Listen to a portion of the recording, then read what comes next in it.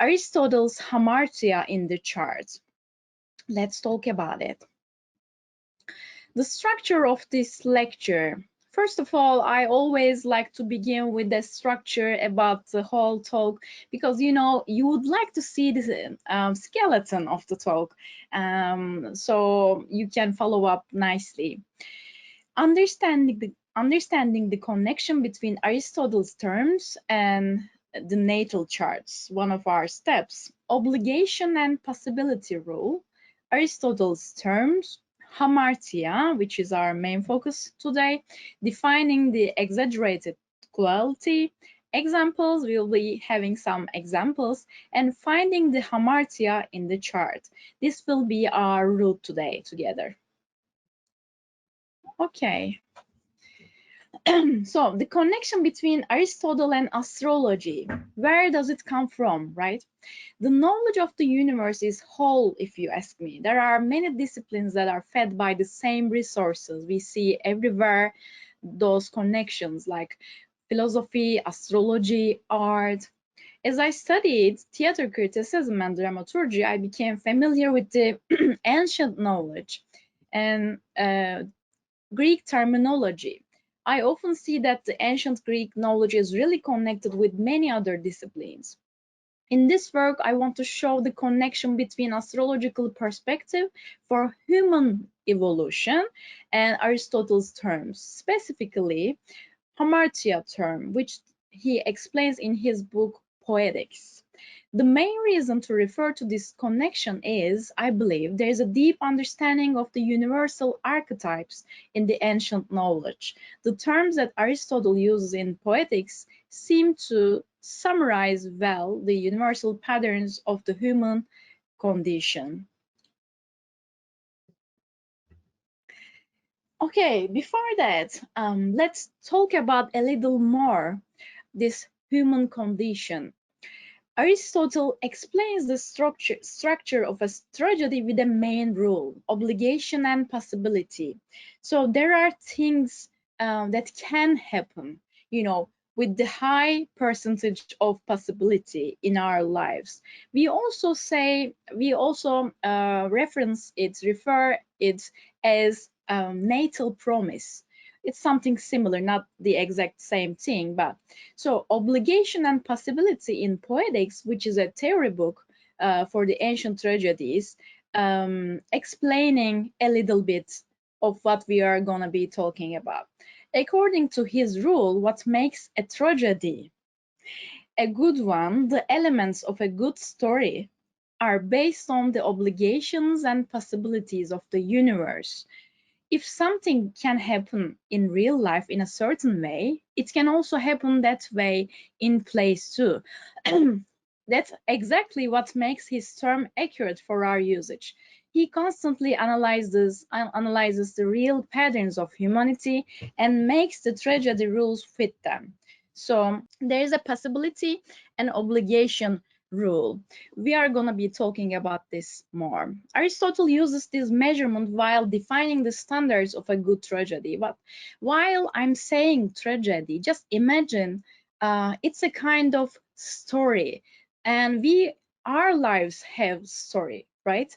A good tragedy occurs from the events that can happen in real life.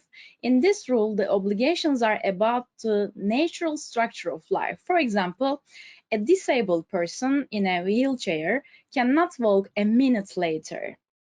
There is a obligation to it. There's a possibility. There are the laws of the universe, laws of effort, law of time, etc. There is a need for some physical changes for making that person walk. There is a need for time, or maybe it's not possible at all in some cases. Things, people, events have natural conditions in them which define the obligations. These needs are also pointing Saturnian nature of being alive, which we cannot go without experiencing. According to Aristotle, as in the example, we see the possibilities which are limited and related to the obligations. Our charts has many layers, has many possibilities, and has many manifestation layers. I always say that. However, those manifestations also have some limit.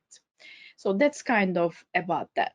A turtle will not be able to fly. This is an obligation due to its nature, that kind of thing. As astrologers, we know that each chart has many configurations, which bring out many obligations to an individual, and those obligations define possibilities.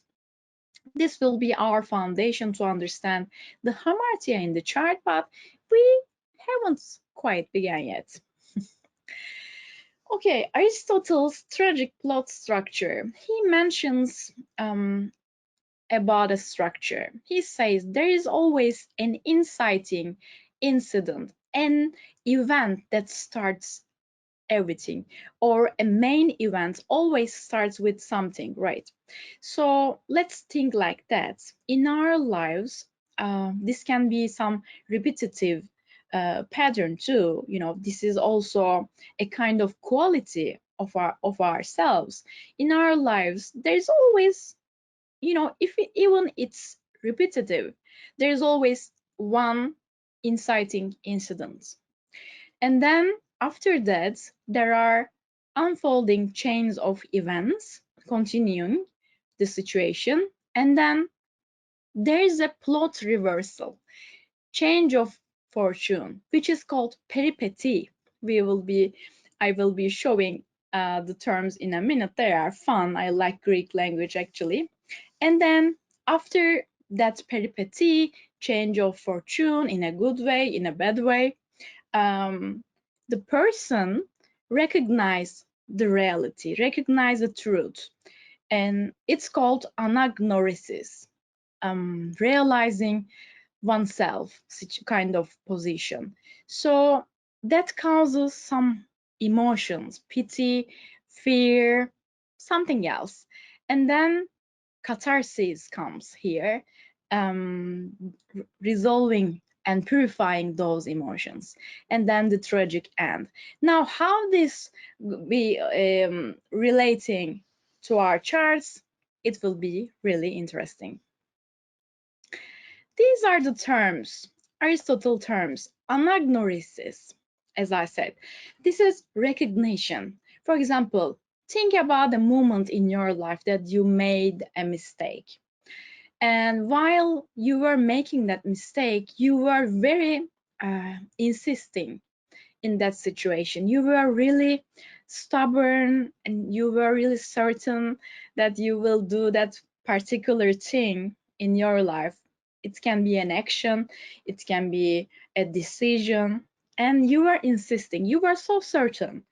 And it was depending also on some kind of quality of yours, like a virtue, like a higher thought form, like being honest and saying that truth to someone, but you were so certain, or being brave, or you just committed yourself to a bigger ideal and you were going towards it and you were so insisting about it.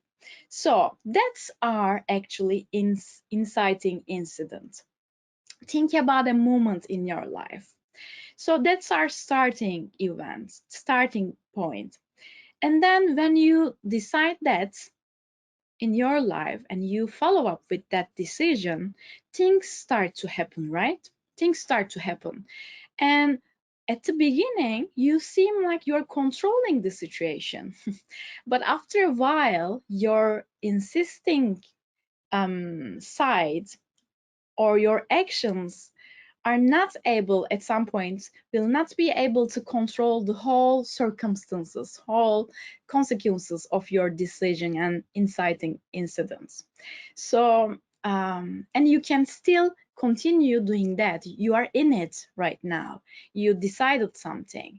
At that point, things go out of your control and you start to recognize the reality. You start to slowly realize something. It's anagnorisis.